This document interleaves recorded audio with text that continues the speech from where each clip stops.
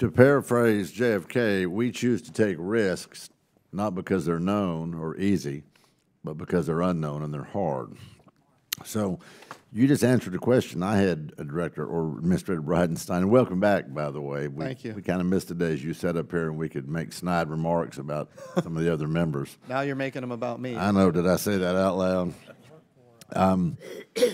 I'm encouraged to hear that it's important that we lead in space. Dr. Badman had a conversation, I forget which one of you it was, about the fact that we were cost overrun and behind schedule. Was that hurting us with national security and with the industrial base? And I would argue exactly the opposite, that it's actually helping us.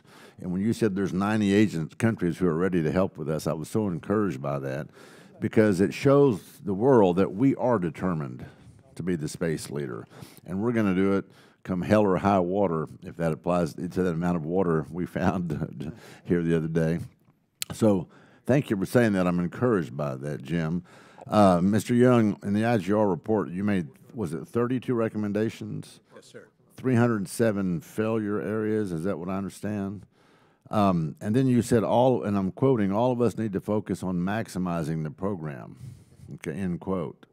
Who does that for those 32 failure areas and for those, I'm sorry, 32 recommendations and 307 failure areas?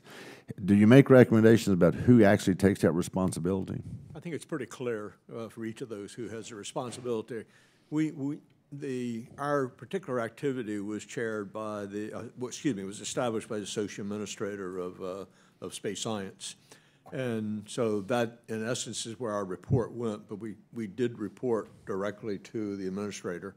And we did highlight some areas where we wanted to get special attention. So some are aimed towards Northrop Grumman, some are aimed towards NASA Goddard, and some are aimed towards NASA headquarters.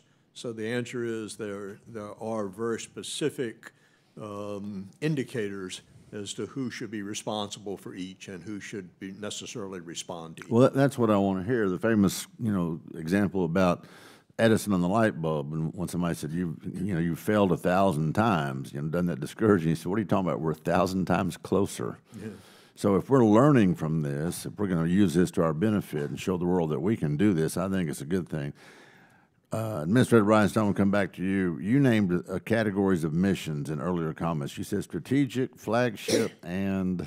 Well, just different sizes of missions. Just different sizes of missions, okay. So the idea being that for smaller missions, there's a lot less risk because there's a lot less, it's not as complicated, we don't spend as much money, and if there's a failure, it's one failure of, say, 8 different small missions. But for a flagship mission or a strategic mission, it's huge. It's a big impact. Right. Are you able to give us a percentage of those 3 categories, if you will? How much is in each category?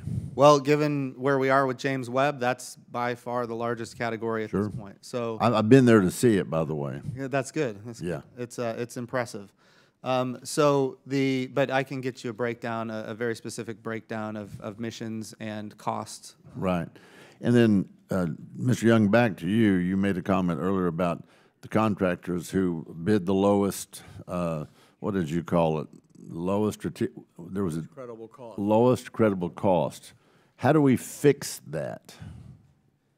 Well, contractors are going to do, what you would expect, and that is they're going to bid in accordance to what they think it will be the determining factor in them winning the contract.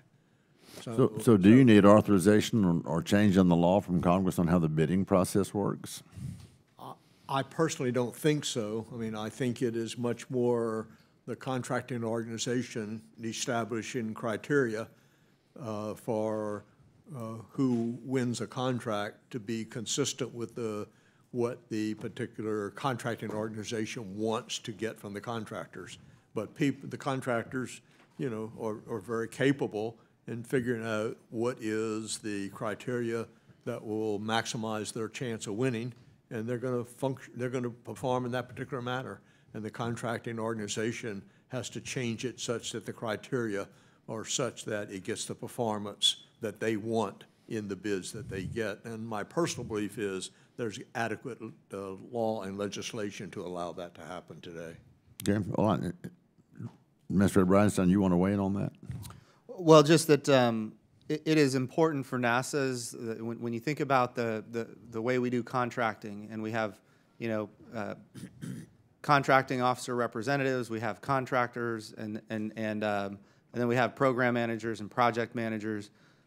When we go through a contract, it is critically important that NASA be every bit as smart on the capabilities and the requirements and as the contractor that we are buying from.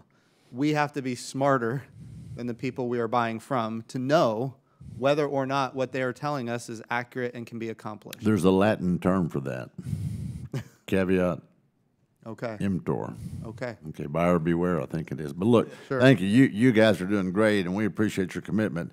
And it's short of sounding a little hokey, I think you're helping to continuing to make America great again. Always have. We appreciate NASA. Thank you. Yeah, thank you. Gentleman's time has expired. The chair now turns